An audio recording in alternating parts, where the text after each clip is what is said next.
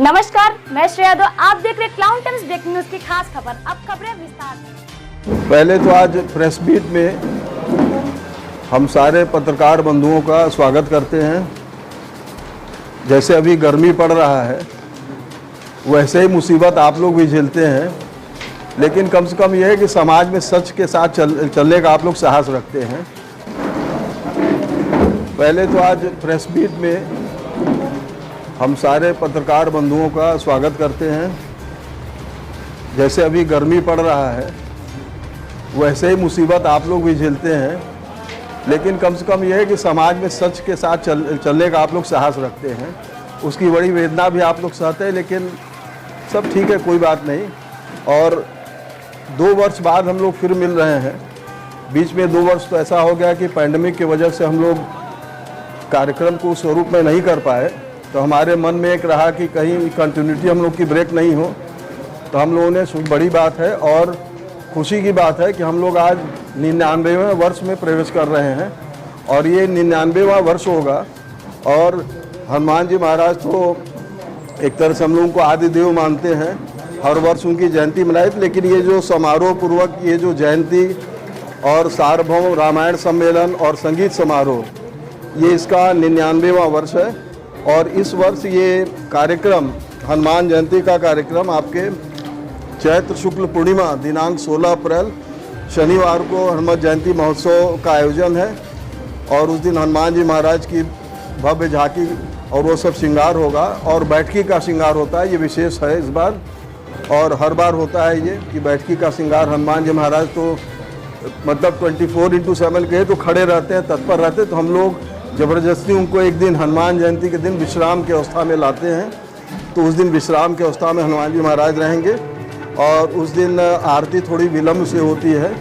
रोज़ तो आरती का समय वहाँ 4:30 बजे है, लेकिन उस दिन ये सूर्योदय के समय आरती होती, क्योंकि वो विशेष उनके जन्म का अवसर है। और उसके बाद रामचरितमानस का एका पाठ, रुद्राभिषेक, सीताराम संकीर्तन, रामार्चा पूजन, वाल्मीकि रामायण का सुंदरकांड का पाठ, राम नाम संकीर्तन करती हैं। और इसके साथ एक बार बाद में कार्यक्रम जुड़ा वो ध्वजा यात्रा का। तो ध्वजा यात्रा तो सुबह 2 ग्रुप अलग अलग से करता था। तो ये जो कोरोना निवेदन करके मारवाड़ी समाज जो है वो सुबह आएंगे ध्वजा लेकर, और शाम के समय, शाम को क्या रात में, क्योंकि शनिवार का दिन है, भीड़ ज़्यादा होगी, तो हम चाहते हैं कि उनके ऊपर भी कोई प्रभाव न पड़े, सब लोग सिक्योर्ड रहें, सुरक्षित रहें। उनसे निवेदन करके हम लोगों ने रात में 10 बजे ध्वजा यात्रा, और साइज़ भी उनसे कहा गया कि एक रामचरितमानस की जो यहाँ मंडलियाँ हैं, जो कि एक रामलीला का एक आधार है, तो वो अलग अलग मंडलियाँ हैं। वो सारे लोग अब उसी परिसर में वो चैती में रामचरितमानस का पाठ करते हैं। उसके बाद ये शनिवार के दिन का है, दिन सार्वभौम रामायण सम्मेलन होगा। उसमें हमारे स्थानीय व्यास और बाहर के 3 व्यास जी लोगों को हम लोगों ने बुलाया है। पंडित उमाशंकर जी जो बरेली से आते हैं, हर वर्ष हम लोग के आते हैं। एक पंडित किशन जी उपाध्याय हैं, वो किशनगंज से आते हैं, बिहार से। और एक राम बहादुर दास जी हैं जो गुरुग्राम से आएंगे। ये बाहर के 3 से 25 अप्रैल तक ये संगीत समारोह का आयोजन किया गया है, जो हर वर्ष हम लोग 6 दिन का करते हैं। और उसमें 6 दिनों में लगभग, हम अभी सबका तो नहीं देख पाए, लगभग 49 कार्यक्रम आयोजित होंगे 6 दिनों में। दबाव तो बहुत था। इस बार हम लोग थोड़ा ध्यान ये दिए हैं कि जिन लोगों ने ऑनलाइन कार्यक्रम में हमारा सहयोग किया था, उनको टॉप प्रायोरिटी पे हम लोगों ने स्थान दिया है। लेकिन तब भी हम इनको पूरा इनकॉर्पोरेट नहीं कर पा रहे हैं। और अगले वर्ष चूँकि 100 साल हम लोगों का पूरा होगा इस कार्यक्रम का, तो हम लोग टेम्पररी फेज़ में उसको 7 दिन का उत्सव करेंगे। तो अभी तक ये पूरा 10 दिन का उत्सव है। अगले बार हो सकता है 11 दिन का हम लोग करेंगे, कि 6 दिन में सबको हम लोग चाहेंगे कि शामिल हो जाए। तो ये अगले वर्ष का है, लेकिन वो टेम्पररी फेज़ होगा। तरह का संकट भी है। एक तो आपका अनुरोध भी सबसे करेंगे कि जो लोग भी कार्यक्रम में आए, जो सरकारी दिशा निर्देश है कोरोना की रोकथाम के लिए, उसका सभी लोग पालन करें। मंदिर भी अपने तरफ से पूरा प्रिकॉशन लेगा। ये पहले दिन कार्यक्रम 20 अप्रैल को है, जिस दिन 8 कार्यक्रम हैं। पहला यू राजेश जी का और शिवमणि जी, इन लोगों का मैंडोलिन और ड्रम का कार्यक्रम है पहला। दूसरा गौतम काले जी हैं जो कि पंडित जसराज जी के शिष्य हैं, वो इंदौर से आ रहे हैं। तीसरे पंडित विश्वमोहन भट्ट हैं जो जयपुर से कार्यक्रम आके देंगे यहाँ पे। फिर पंडित उल्लास कसालकर जी हैं, ये भी पद्म अवार्डी पुणे से हैं। पांचवा कुमार बोस और उनके लड़के, इन लोगों का तबला सोलो है जो कोलकाता से आ रहे हैं। फिर श्री प्रसाद खपारडे, ये बहुत अच्छे गायक हैं, ये नासिक से आ रहे हैं और इन लोगों का राशिद खां वगैरह से ही बहुत अच्छे तारतम्य और अच्छे गायक भी हैं। ये भी नए कलाकार होंगे यहाँ पर। और एक सिराज अली खां साहब हैं जो कोलकाता से आ रहे हैं, ये आपके बाबा अलाउद्दीन खां के वंशज हैं, तो ये लोग भी बड़े घराने से संबंध रखते हैं। और अंतिम कार्यक्रम जो होगा वो साजन मिश्र जी का, तो ये पहली बार होगा कि राजन इस दरबार में नहीं होंगे। ये थोड़ा हम लोग के लिए दुखद पल है क्योंकि इन 2 सालों में बहुत बड़े बड़े आर्टिस्ट को हम लोगों ने खोया है, तो हम तो किसी की सेवा भूल नहीं सकते हैं। इन सब लोगों ने उस दरबार की बड़ी सेवा की और आज जो ये स्थान कायम हुआ है, इन्हीं विभूतियों की वजह से वो स्थान बना, जिसमें आपके पंडित जसराज जी का भी नाम लेना एकदम ज़रूरी है। ये सब बड़े लोग थे जो उस कार्यक्रम से लगे थे। दूसरे दिन पहला और दूसरा कार्यक्रम एक तो अनु सिन्हा जी का नृत्य है जो दिल्ली से हैं, दूसरा है श्रीमती सुलग्ना बनर्जी जो कोलकाता से आ रही हैं, ये लोग भी पहली बार पार्टिसिपेट करेंगे। फिर तीसरा है विदुषी कल्पना जोकरकर जो कि इंदौर की गायक हैं और ये करीब 15 साल के अंतराल बाद आ रही हैं यहाँ पे, बहुत दिनों बाद। फिर पंडित देवज्योति बोस उनका सरोद का कार्यक्रम है। पांचवा अनूप जलोटा जी और उनके सहयोगी कलाकार हैं। फिर जयतीर्थ म्यूंडी हैं, ये धारवाड़ के। पंडित सुरेश तलवरकर, इनका तबला सोलो है।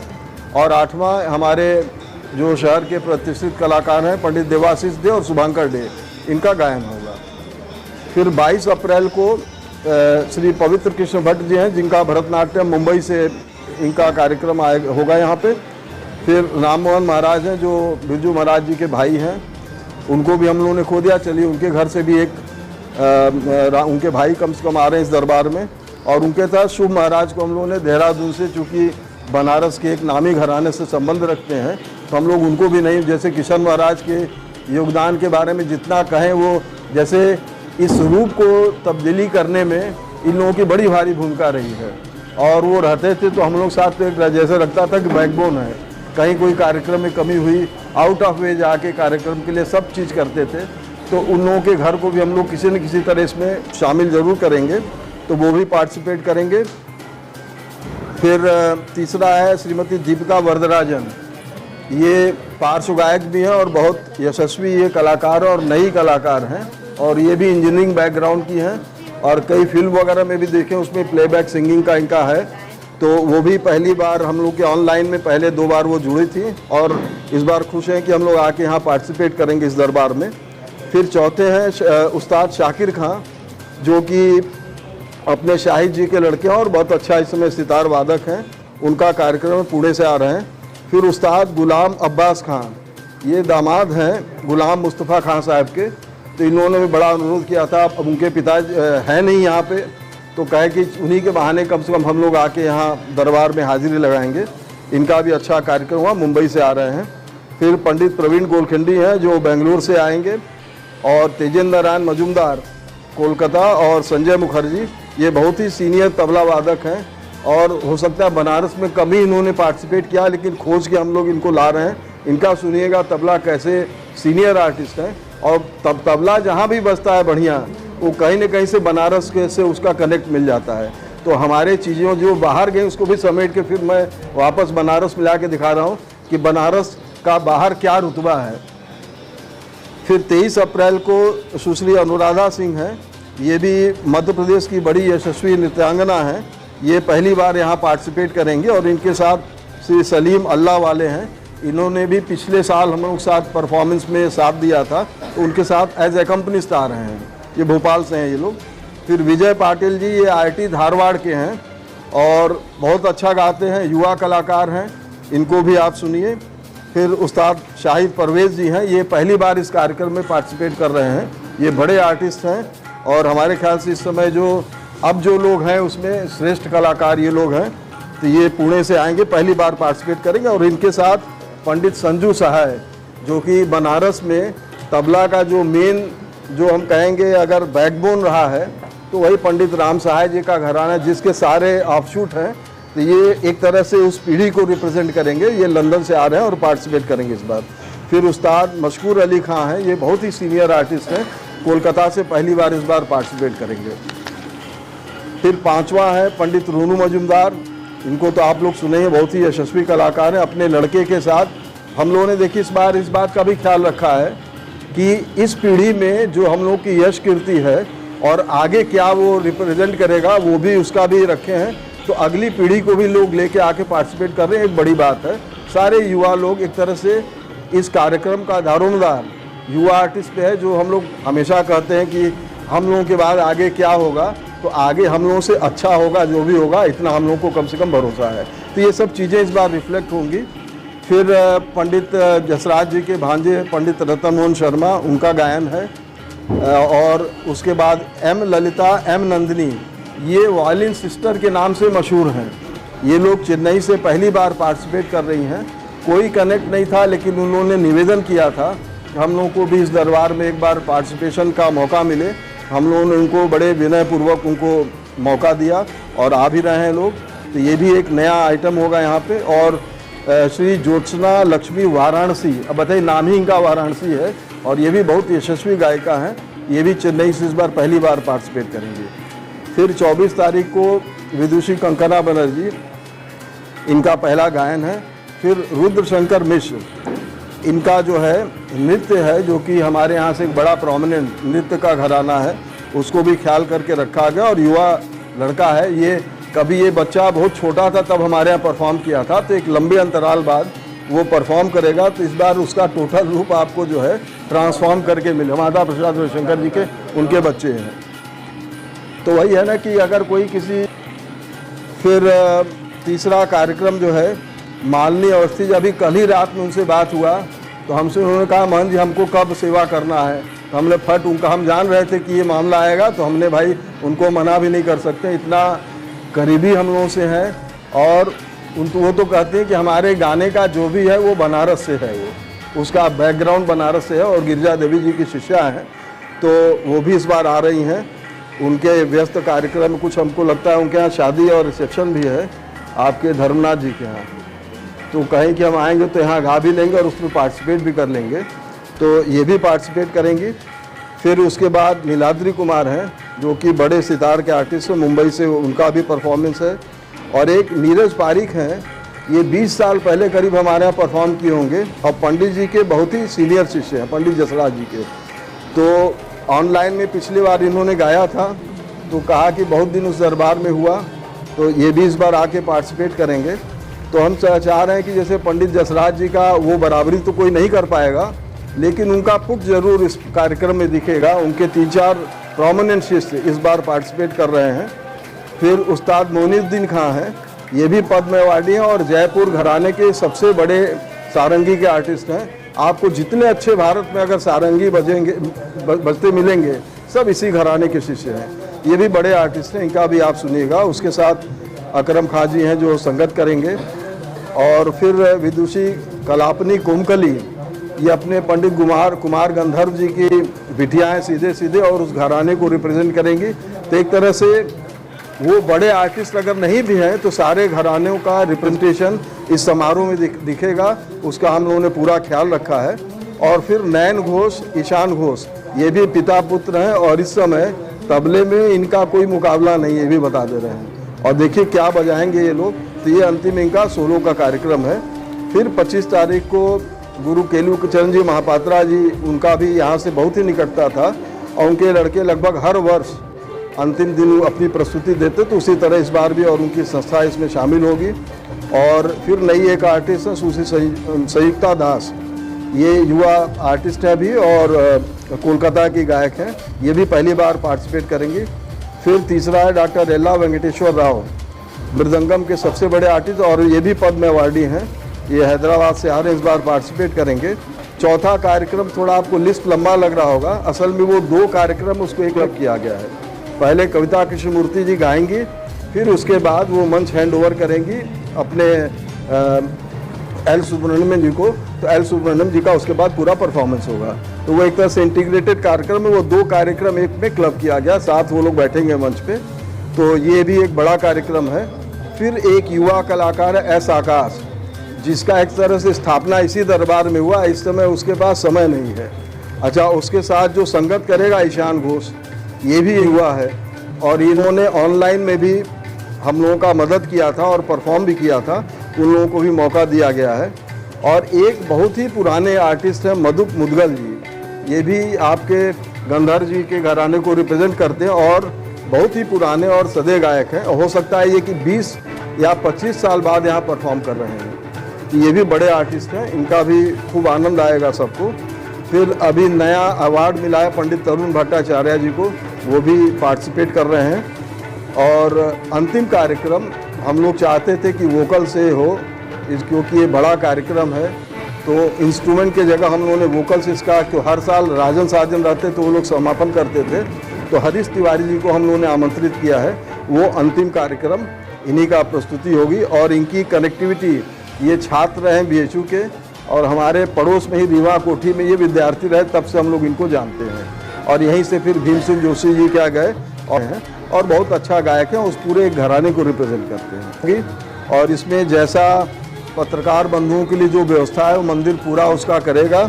और हम अनुरोध करेंगे मोबाइल वगैरह कोई ना लाए, पत्रकार लोग तो लाएंगे, मोबाइल भी लाएंगे, हमारी जिम्मेदारी हो। तो पत्रकार लोगों के लिए हम मंदिर को भी इंस्ट्रक्शन देंगे, अपने वॉलंटियर्स को भी इंस्ट्रक्शन देंगे कि उनको कहीं दिक्कत नहीं हो, उनके मोबाइल भी रहेंगे, उनके कैमरा भी रहेंगे, क्योंकि वो उस मंदिर की बातों को जानते हैं और मैं उन पर ट्रस्ट भी करता हूँ। कहे कि कोरोना समाप्त होगा, ये नहीं हो सकता है, वो रहेगा, लेकिन रहेगा सर्दी जुकाम की तरह ही। तो लेकिन फिलहाल चूँकि अभी उसका रुतबा थोड़ा बड़ा है, तो हम लोगों को भी थोड़ा बचा के रहना चाहिए कि इस जगत को इस रोग से मुक्ति दिलाएं और सुख समृद्धि इस देश में कायम हो।